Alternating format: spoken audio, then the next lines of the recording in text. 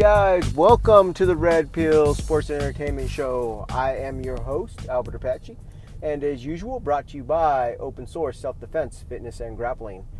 Also brought to you by Tiger's Lair, MAA,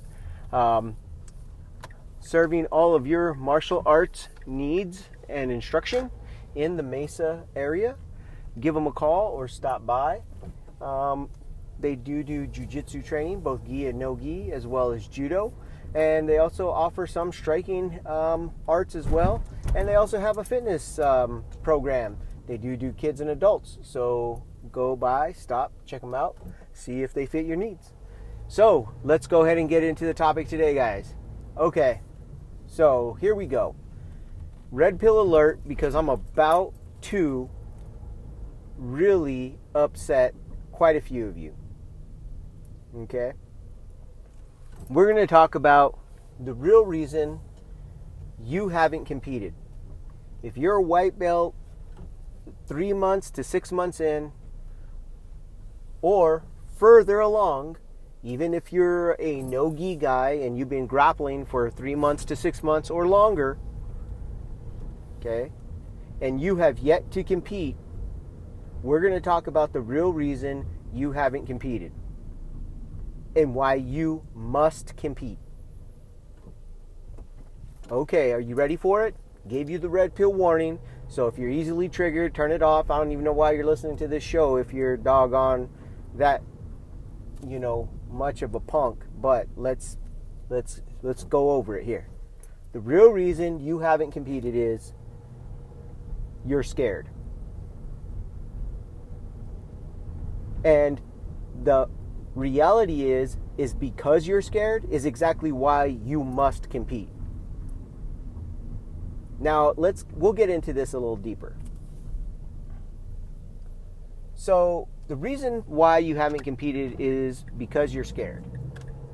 But I think that most of you all, if you're in the gym and you've been training, like I said, 3 to 6 months, if you're already sparring, you already know that you're going to get smashed.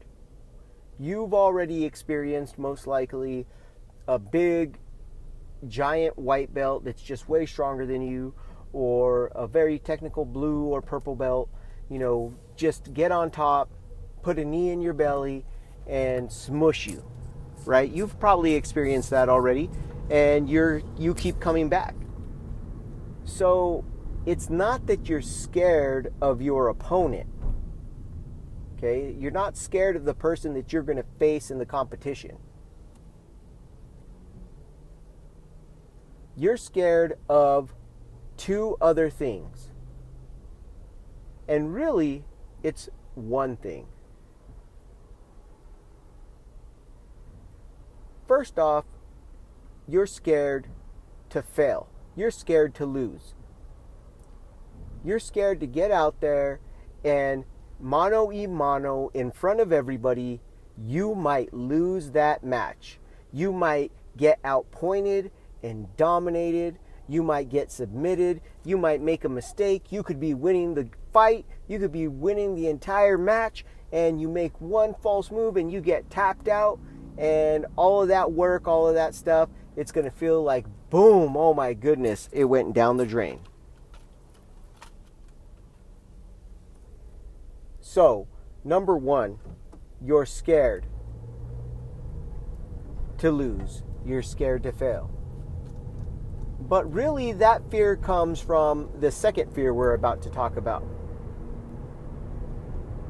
And that second fear is that you're scared of what other people are going to think of you. You're scared of what other white belts in your school are going to think of you. You're scared of what your instructor is going to think of you. You're scared of what your friends and family are going to think of you if you fail. So it's not even the fact that you would fail that scares you, right? It's all the repercussions of what that would mean in the eyes of other people.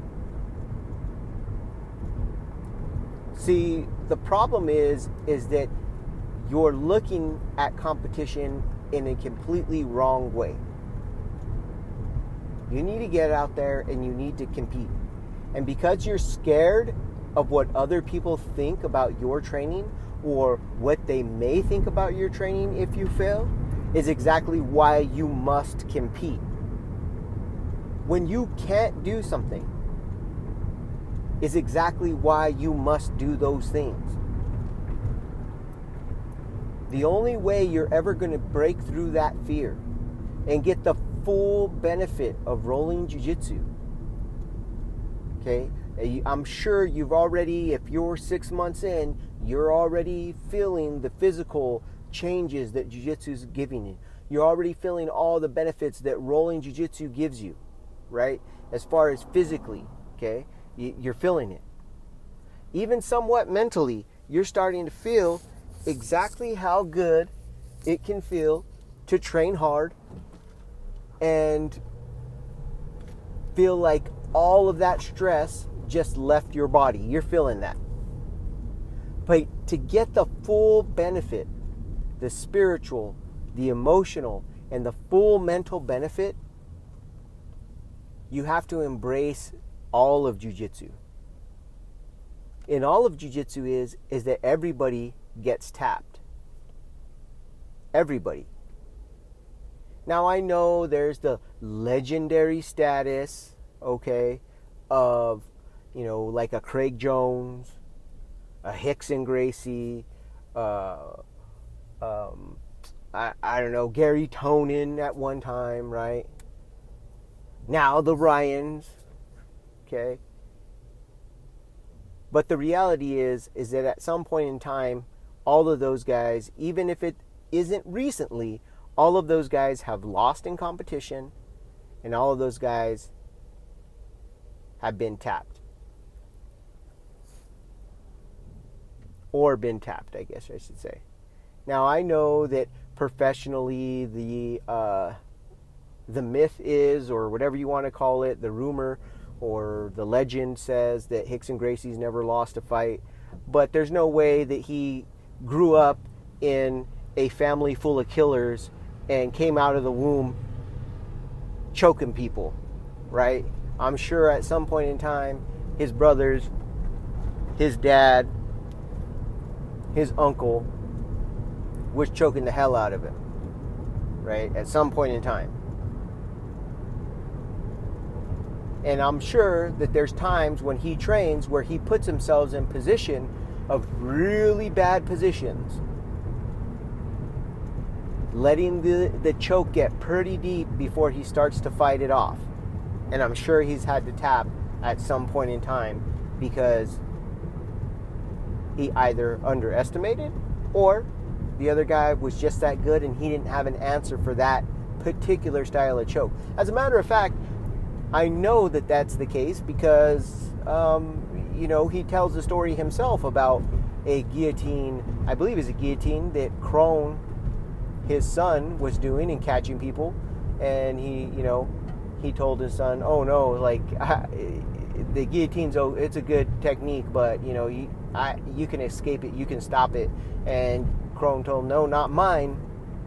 And he said, oh, yeah. And they went back and forth. So he allowed Crone to put him into the guillotine. He had to tap because the escapes that he had been doing, right, the defenses he had been doing wouldn't have worked. Now, since then, he says that, they've found a defense for that. But that means at some point in time, he could not escape. There was some technique, brand new technique. Not brand new, a variation of a technique that he didn't have an answer for. And that's Rickson Gracie, the legendary Rickson Gracie. So if that's Rickson, what makes you see that there's a part of you that's just so insecure, okay? And some people would say that you're arrogant. How arrogant are you that you feel that you would be above Rickson Gracie, that you would never have to tap? What I'm saying is that it's not arrogance. It's fear. And it's not all your fault. I'm not trying to put it all on you. I mean, the reality is that in the society we live in, what gets pumped into our brain is that it's reinforcement from the outside world. It's the accolades from everybody else that pumps us up, right? You're always supposed to be striving for that, the accolades from the outside world, all that praise from the outside world. Oh, you got an A. Oh, you're a 4.0 student. Oh, you won first place, second place. Oh, you're so great. Oh, blah, blah, blah, blah, blah. Oh, you're great because you got so many likes. You're great because you have so many followers. No, that's not what makes a person great. People who are great, generally speaking, they love the journey. And there's a much different intensity level when you go to a tournament and compete than when you try to beat a guy on the mats in your own gym. There's a different intensity level. That's all I can say to it. Now, people can sit here and they can argue and they can BS and they can say, oh, it's all the same and no, it's no different. And that's an absolute lie. Okay? I'm here to tell you that's a lie. There's a different intensity level. You will be much quicker, stronger, more in tune with what you're doing. The match, in some ways, will feel like it went on forever, and in other ways, it'll feel like it was a blink of the eye. In some ways, it's going to feel like everything that the other opponent was doing was so quick, lightning fast, and in other ways, it's going to feel like everything was going on in slow motion. It's a very different level. It's a very different intensity level. And it's something that you must experience. Now, some schools, I've never heard of any schools that require you to compete to advance. But I know many schools that will advance you in belt much quicker if you do compete. Personally speaking, 7 years in now, it's my opinion, it's my personal belief that you should earn belts extremely slowly if you are not competing. And when I say extremely slowly, I mean probably to a frustration level.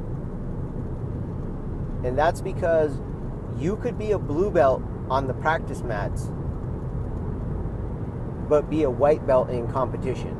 Very similar to the idea of when you get punched in the face, you drop a belt level, right? On the street, they say, I want to say is Hickson and some of the Gracies that say this, that, a black belt, every time you get punched in the face, you drop a belt level. So when you're a black belt, you get punched in the face, you drop down to a brown. You get punched in the face again, now you're a purple. You get punched in the face again, now you're a blue belt. You get punched in the face again, now you're a white belt. And that's how, guys who are not black belt level grapplers can sometimes go on to out grapple a very high level black belt in MMA. Because they're punching them in the face, right? And it starts to diminish their technique because now they're starting to look to just grab on and hold on and survive. They revert even further back because that's what we do as human beings, right? We always revert back to our most base instincts. And so your base instincts are all the way down to the white belt level, right? Those are your base instincts. And this is why it's stressed so hardly, so strongly, with many like myself that believe that self-defense should be the core of your jiu-jitsu, should be the core of your white belt jiu-jitsu, that all of the basic fundamental movements and understanding of movement patterns and defending and surviving, that should all be the core of your jiu-jitsu. That should be your white belt fundamental jiu-jitsu. Because as you revert back, because you're in survival mode, you will revert into the survival techniques, the survival postures. Okay? Now I digress. What it comes down to is you must compete. You must compete to fully embrace and understand all the full benefits of jiu-jitsu. Now maybe someday I might change my point of view on this. Like I said, I'm only 7 years in. But 7 years in, and it seems to me that everybody should be competing. And notice I'm saying competing. I'm not saying medaling. I'm not saying getting ranked in the world. I'm not saying you have to compete IBJJF. I'm not saying you have to compete in MMA. I'm not saying you have to compete in Naga. I'm saying you have to do the grapple training. You have to do a grappling tournament, a grappling competition. Okay? To fully understand and to get the full benefit of rolling jiu-jitsu. Don't be scared. You must overcome that fear. Don't be scared.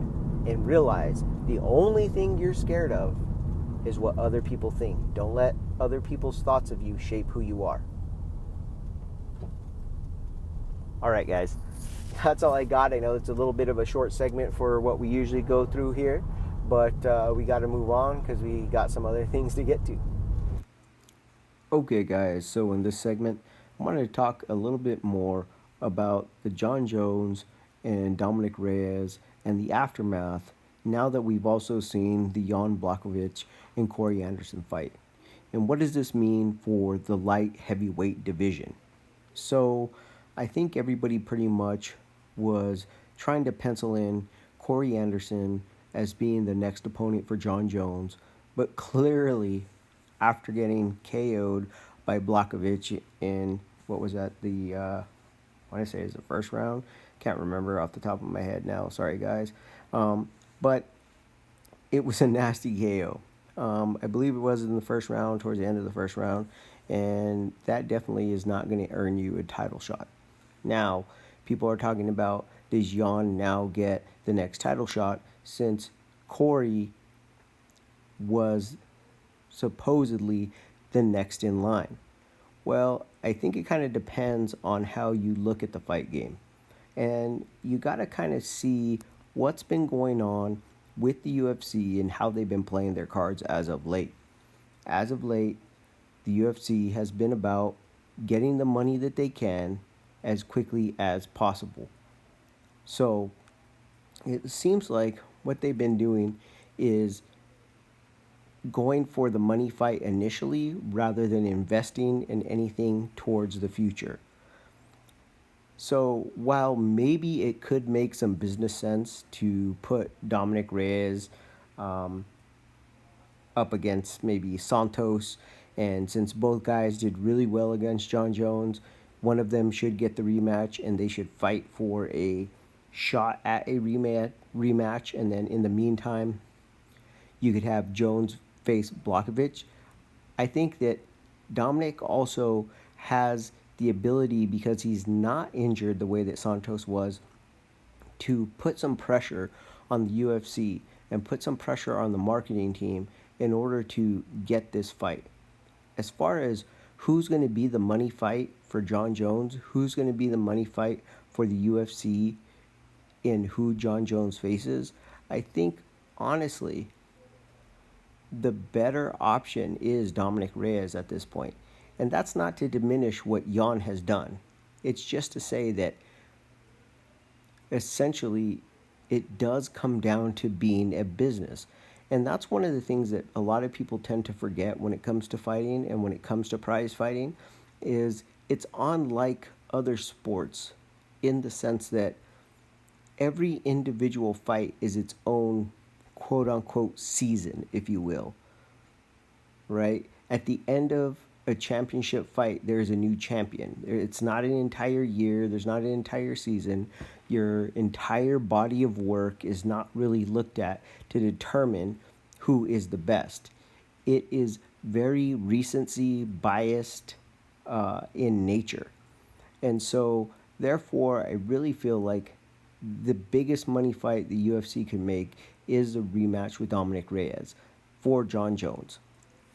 Now, Blachowics could fight Santos as well, and he could get the next title shot after that. And I do see how it could be very business savvy for the UFC to have Jon Jones fight Blachowics first and then fight a winner, or even just fight Dominic Reyes after, or fight a winner between Dominic Reyes and Santos. I see how that builds a lot of interest for the rematch, no matter who it is. That being said, it just doesn't seem to fit the pattern of what the UFC has been doing as of late. So, that's going to be my prediction as far as what's going to be next for Jon Jones. I really feel like it is going to be a rematch with Dominic Reyes. I think Dominic Reyes will beat him. Now, here's the thing.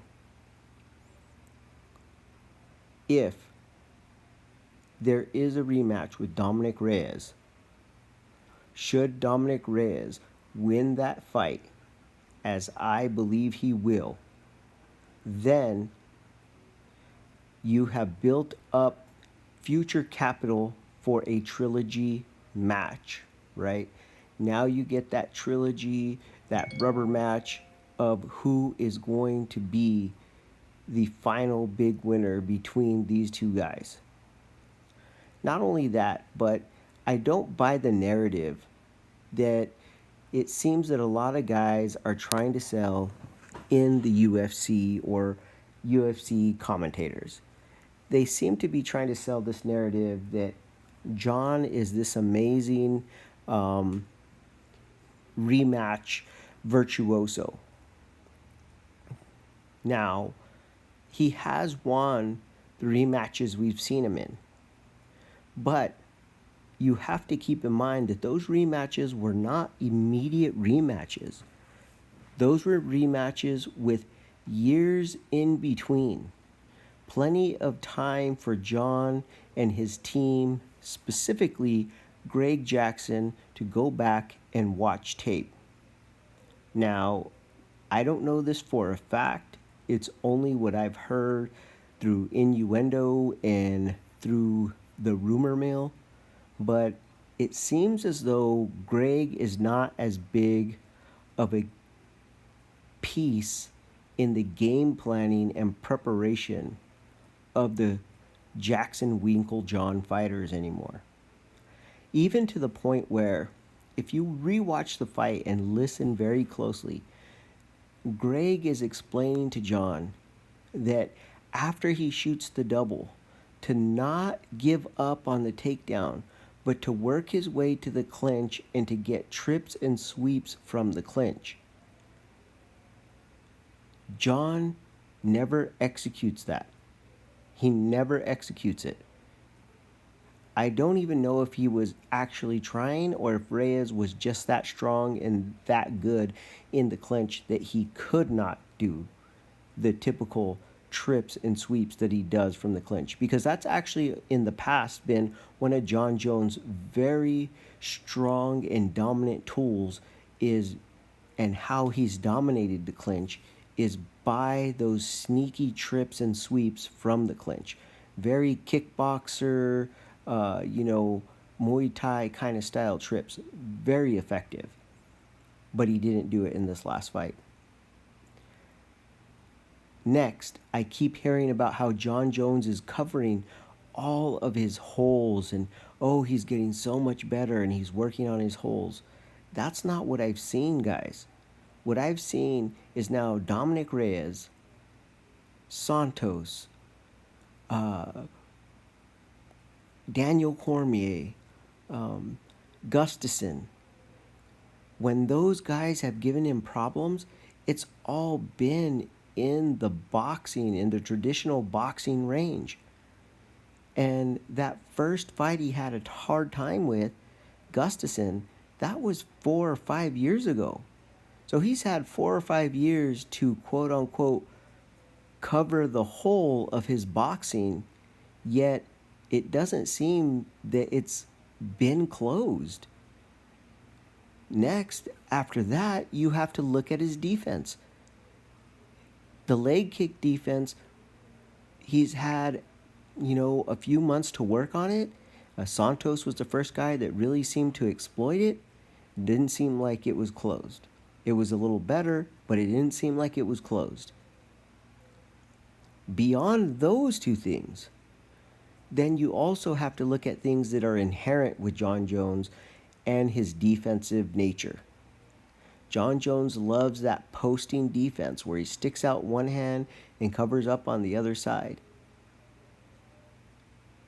Well, when Reyes had an answer for that, and Santos had an answer for that, which was step off on the angle and continue to move forward while throwing punches, Jon had to basically break down into essentially turning and running away from the action.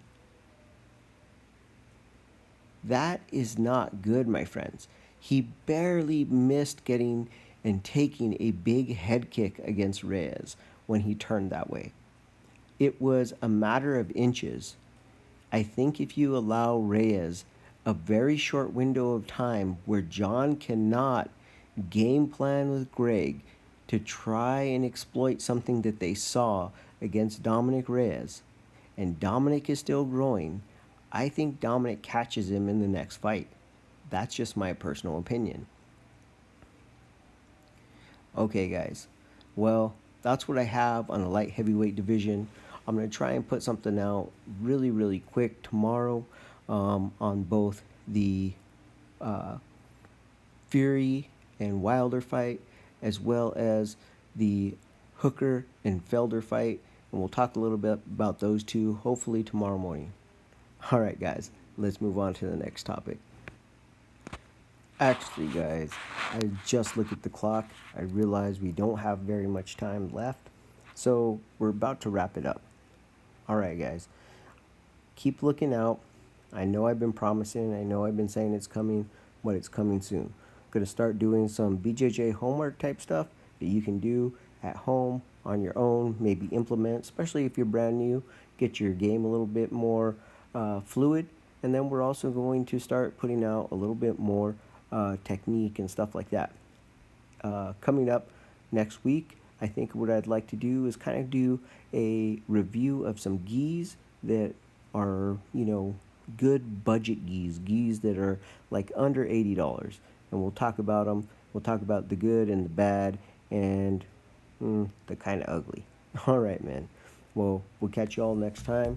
Remember, till then, be practical, be purposeful, get fit with a purpose, guys.